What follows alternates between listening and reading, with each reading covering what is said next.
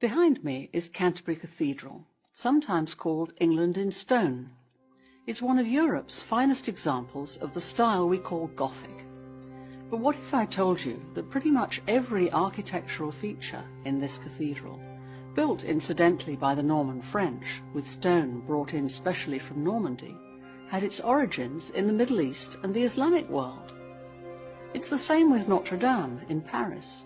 When it caught fire in 2019, the world was transfixed, and the French suffered a nationwide outpouring of grief. "Our identity is going up in flames," they cried, without any notion of their cathedral's backstory. That's when I decided to write a book about how Islamic architecture shaped Europe. So let's take a quick architectural journey to see how cultures and religions interact and interweave in all kinds of ways that challenge assumptions we may make about our national history and heritage.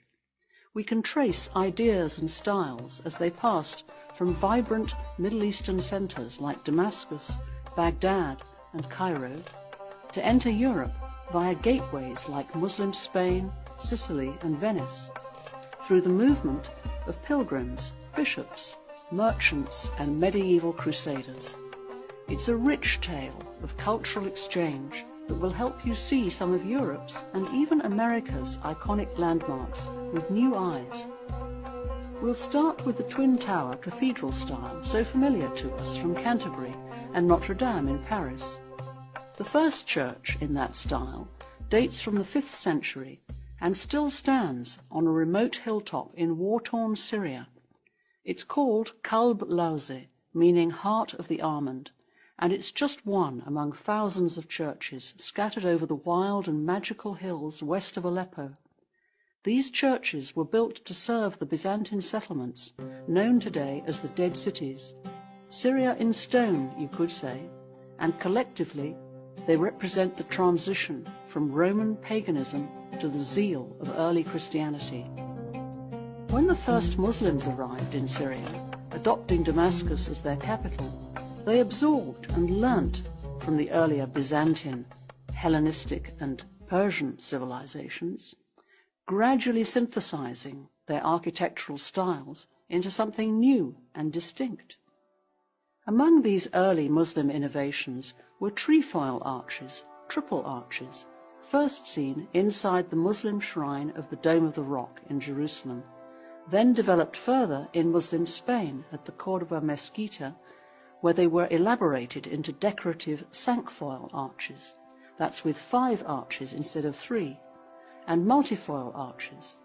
They covered every surface with great energy and flair. The early Muslims loved arches. "The arch never sleeps," runs the proverb. As for the pointed arch, that first entered Europe thanks to Amalfi merchants in Italy trading with Cairo. Inspired by the pointed arcades of the Ibn Tulun Mosque, they funded the same style in their new cathedral. When a visiting Benedictine abbot saw the style, he liked it so much that he ordered the same for his monastery at Monte Cassino, as did the abbot of Cluny in France, even importing the same craftsmen and materials to make sure they got it right. Once Cluny, the most powerful church in all Europe, had them, the fashion was set. Soon, Europe's medieval Gothic cathedrals, like Canterbury and Notre Dame, were covered in pointed and trefoil arches, inside and out, just like London's Big Ben and the Houses of Parliament were covered with them centuries later, after the fashion came back in the Gothic revival. Early Muslims pioneered the use of ribbed vaulting in the ceilings of mosques and palaces, using their deep understanding of complex geometry. They discovered how to cleverly disguise the structural elements, the ribs, by covering them in decoration.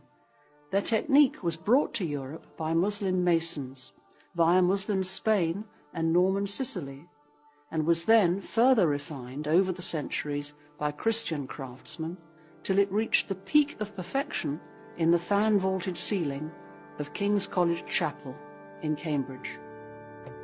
Medieval stained glass in cathedrals like Chartres and Canterbury was shipped into Europe from Syria the world leader in glass production. Venetian glass recipes specified cinders of Syria to give the best quality and luster, while Venetian craftsmen learnt from Syrian techniques.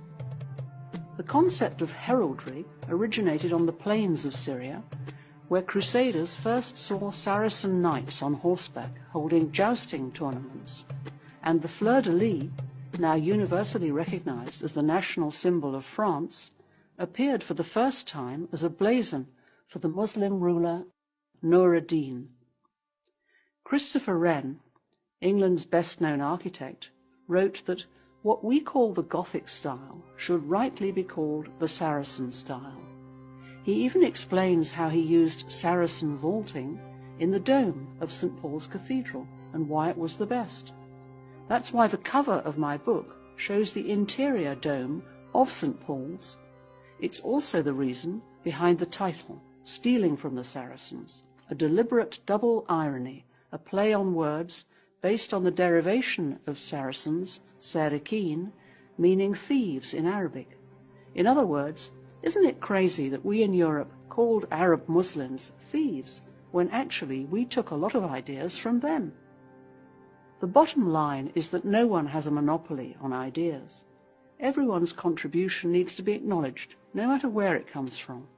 No one owns science, just as no one owns architecture. Cultures are intertwined, and everything builds